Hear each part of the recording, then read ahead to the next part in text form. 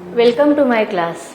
नमस्ते बच्चों, आज हम पढ़ रहे विषय हिंदी और आज हम क्लास 8 को पढ़ाने जा रहे हैं। कक्षा 8वीं का व्याकरण पढ़ रहे हैं, जिसमें हमारा विषय है विशेषण। विशेषण का यह दूसरा भाग चालू है। इसके पहले भाग में हमने विशेषण किसे कहते हैं यह अलग अलग उदाहरणों के द्वारा समझा। उसके बाद विशेष्य और प्रविशेषण के बारे में पढ़ा। अब देखते हैं विशेषण के अलग अलग प्रकार। विशेषण के प्रकार या विशेषण के भेद। विशेषण के कुल मिलाकर 4 प्रकार होते हैं। पहला है गुणवाचक विशेषण, दूसरा है संख्यावाचक विशेषण, तीसरा है परिमाणवाचक विशेषण और चौथा है सार्वनामिक विशेषण। तो आज इस भाग में हम सबसे पहला प्रकार गुणवाचक विशेषण को पढ़ते हैं। यहाँ पर मैंने कुछ अलग अलग चित्र दिखाए हैं। इस चित्र से हम नए वाक्य बनाएंगे।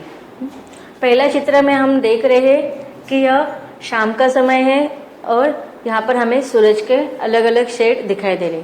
तो यहाँ पर हम वाक्य बना सकते हैं कि सूरज का, यहाँ पर हम कलर के बारे में बोल सकते हैं, सूरज कैसा है, उसका रंग कैसा है।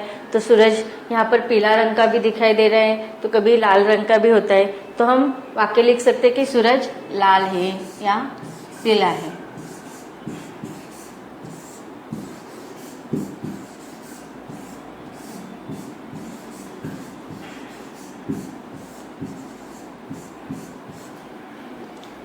दूसरे उदाहरण में हम देखते हैं, यह किसका चित्र है? ताजमहल का। ताजमहल कैसा है? सुंदर है। Very good. ताजमहल सुंदर है।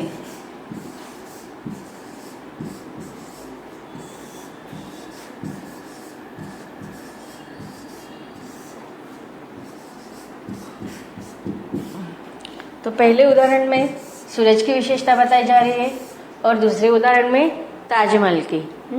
तो लेकिन देखो, यहाँ पर सूरज और ताजमहल, इसके अच्छे गुणों के बारे में बताया जा रहा है। तो वाक्य में जिन शब्दों से किसी के गुणों के बारे में हमें पता चलता है, तो उन शब्दों को हम कहते हैं गुणवाचक विशेषण। जैसे कि सूरज का कलर या रंग लाल होता है, ताजमहल सुंदर है, मतलब ही उसके खूबसूरती के बारे में बताया जा रहा है।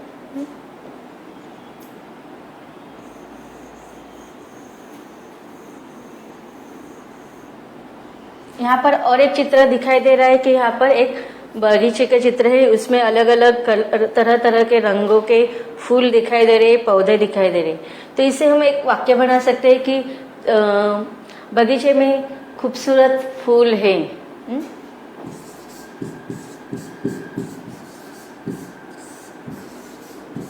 बगीचे में खूबसूरत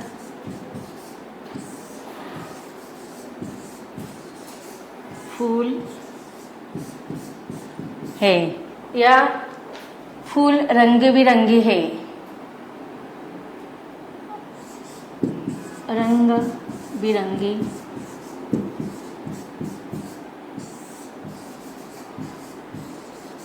फूल रंग बिरंगी है या फूल सुंदर है। मतलब देखो कौन कौन से शब्दों का प्रयोग किया गया है। फूल सुंदर है,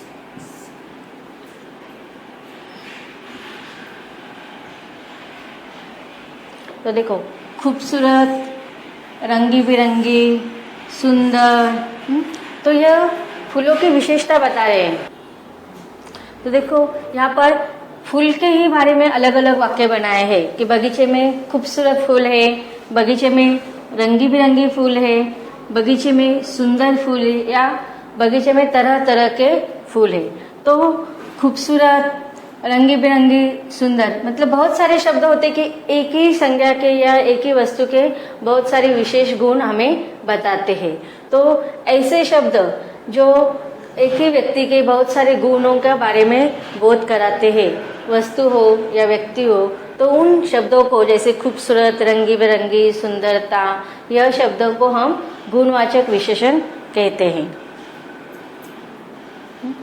इसके साथ साथ और देखो, यहाँ पर दो चित्र दिखाई दे रहे हैं, लेकिन दोनों चित्रों में अलगाव है। जैसे कि यहाँ पर चित्र दिखाई दे रहा है एक सोल्जर का, तो सोल्जर कैसे होते हैं? वीर होते हैं। तो सैनिक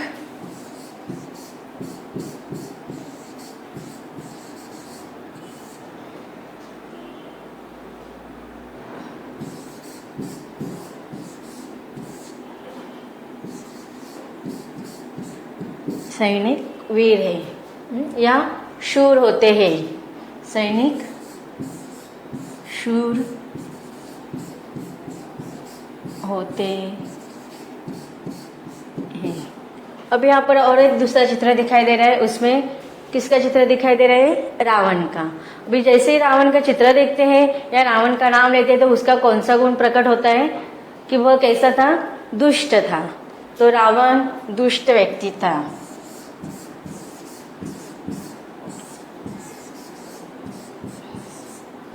दुष्ट था या दुष्ट व्यक्ति था।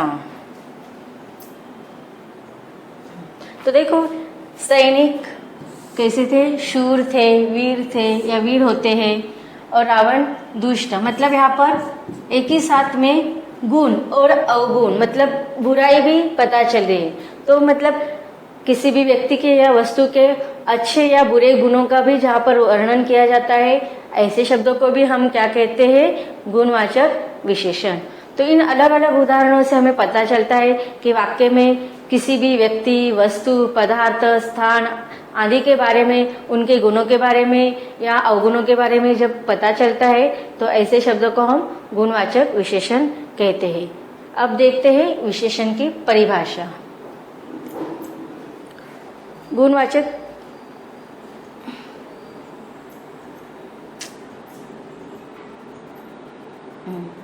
यहाँ पर और उदाहरण दिए, उसके द्वारा हम बाद में समझते हैं। पहले विशेषण की परिभाषा देखते हैं। जिस विशेषण से संज्ञा या सर्वनाम के गुण का बोध होता है उसे गुणवाचक विशेषण कहते हैं।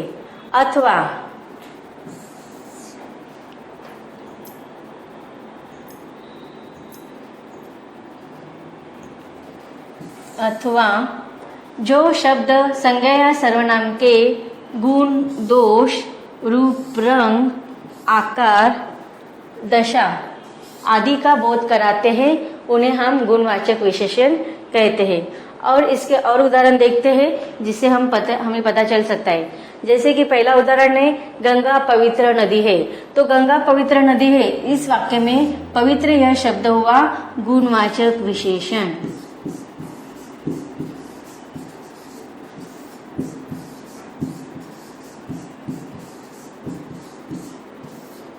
उसके बाद वे खुशबूदार फूल है।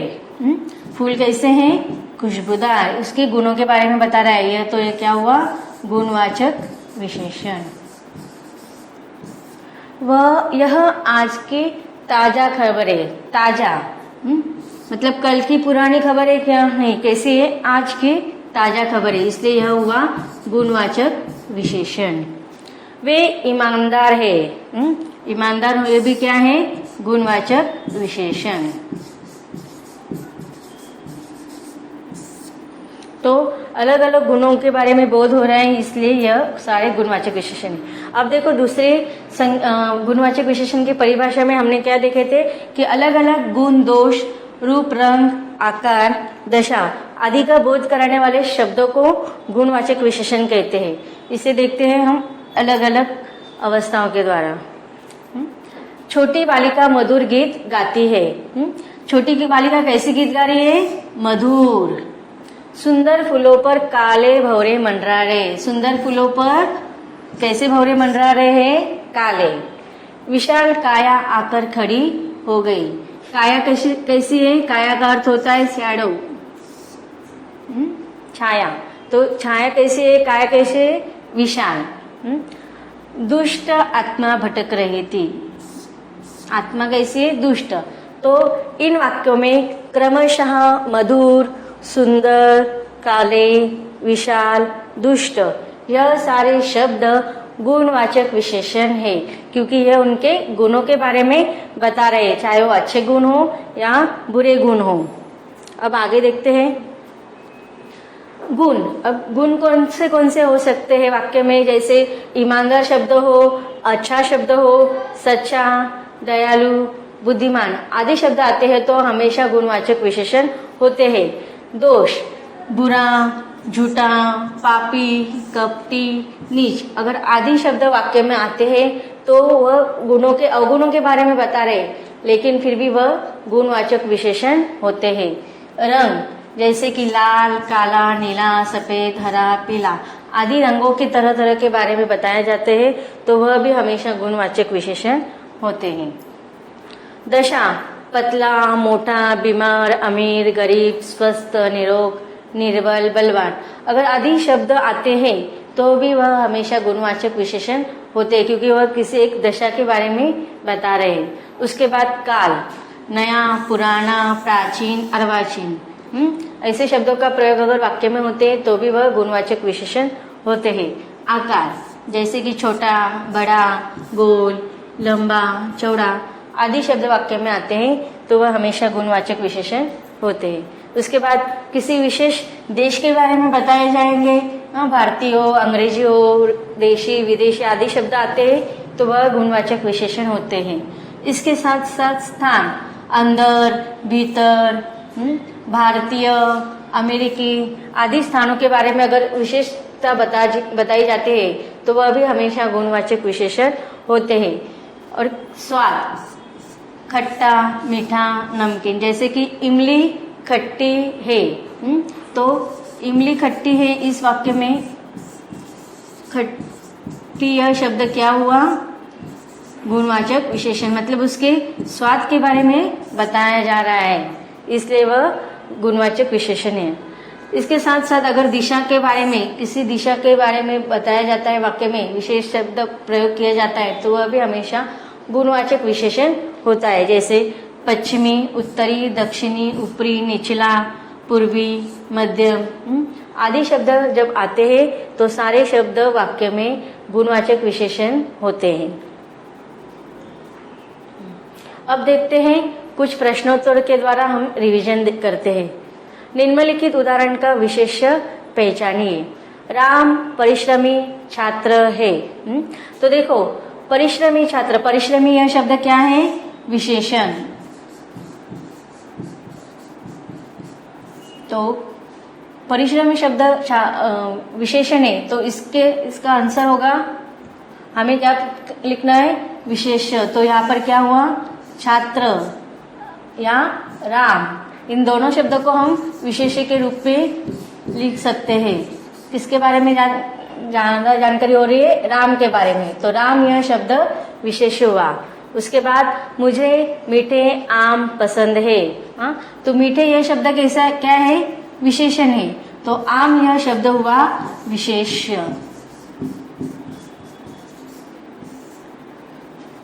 निम्नलिखित उदाहरण का प्रविशेषण पहचानिए। अब हमने देखा था प्रविशेषण किसे कहते हैं, उसमें देखा था कि विशेषण की विशेषता बताने वाले शब्दों को प्रविशेषण कहते हैं।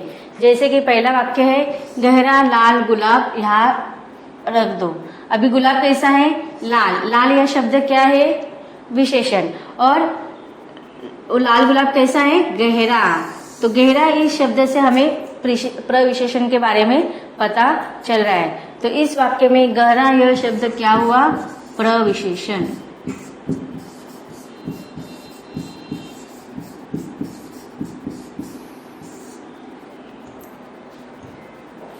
बुद्ध बचपन से ही बहुत ओजस्वी थे।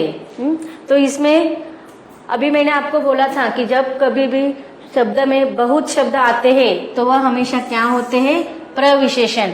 अभी बुद्ध कैसे थे, बचपन से ओजस्वी, ओजस्वी शब्द क्या है, विशेषण। विशेषण की विशेष जानकारी, ज्यादा जानकारी देने वाला शब्द कौन सा है, बहुत। तो बहुत यह शब्द क्या हुआ, प्रविशेषण।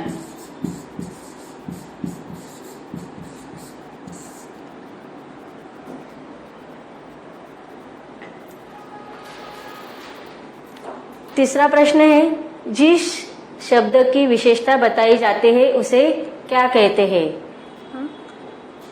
अभी प्रविशेषण किसे कहते हैं हम? विशेषण की विशेषता बताने वाले शब्द। तो प्रविशेषण इसका आंसर नहीं हो सकता है, तो इसका आंसर क्या होगा? विशेष्य। क्योंकि विधेय भी विशेष्य का प्रकार है, तो जिस शब्द की विशेषता बताई जाती है उसे विशेष्य कहते हैं। दूसरा नेक्स्ट क्वेश्चन है फोर्थ वाला, संज्ञा या सर्वनाम की विशेषता बताने वाले शब्द को क्या कहते हैं? अब यहाँ पर ऑप्शन दिए हैं, पहला है क्रिया, उसके बाद है विशेषण और उसके बाद है उपसर्ग। अब क्रिया मतलब क्या होता है कि क्रिया का अर्थ होता है कोई भी कार्य करना। उपसर्ग हमेशा शब्द के आगे या पीछे लगाए जाते हैं, मतलब ये दोनों आंसर नहीं, तो इसका आंसर होगा विशेषण। हाँ, परिभाषा में हमने देखा था कि संज्ञा या सर्वनाम की विशेषता बताने वाले शब्दों को हमेशा विशेषण कहते हैं। विशेषण के कितने प्रकार होते हैं?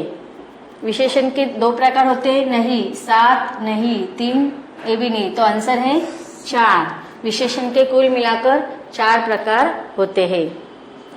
नेक्स्ट क्वेश्चन है, गुणवाचक विशेषण प्रकट करते हैं। इसके अलग अलग ऑप्शन दिए हैं। गुणवाचक विशेषण क्या प्रकट करते हैं? देखते हैं। किसी के भाव को प्रकट करते हैं? नहीं। किसी के गुण दोष या आकार को? हाँ, ये हो सकता है। किसी की संख्या को? नहीं। किसी के मापदंडों को? नहीं।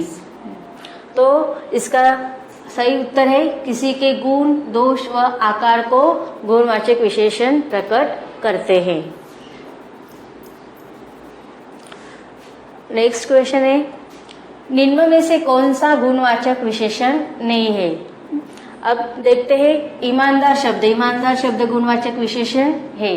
उसके बाद फीका, फीका भी विशेषता कलर रंग के बारे में बता रहा है। ये गुण के बारे में, ये रंग के बारे में और ये पतला आकार के बारे में, मतलब ये तीनों शब्द तो गुणवाचक विशेषण है। लेकिन प्रत्येक इस शब्द से हमें बोध नहीं हो रहा है किसी के गुण के बारे में, तो इसका सही आंसर हुआ प्रत्येक यह शब्द गुणवाचक विशेषण नहीं है, तो इसका सही आंसर होगा प्रत्येक, क्योंकि आपको नहीं पूछा है गुणवाचक विशेषण नहीं। अगर गुणवाचक विशेषण पूछते तो इसके यह ऑप्शन हो सकते हैं, लेकिन आप हमें पूछा है गुणवाचक विशेषण नहीं है, तो इसका आंसर होगा प्रत्येक यह शब्द गुणवाचक विशेषण नहीं है।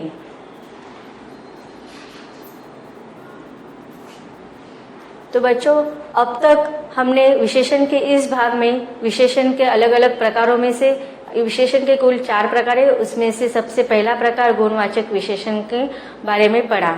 अब इसके भाग में देखते हैं गुणवाचक विशेषण के अगले प्रकार को। मिलते हैं इसके अगले भागों में।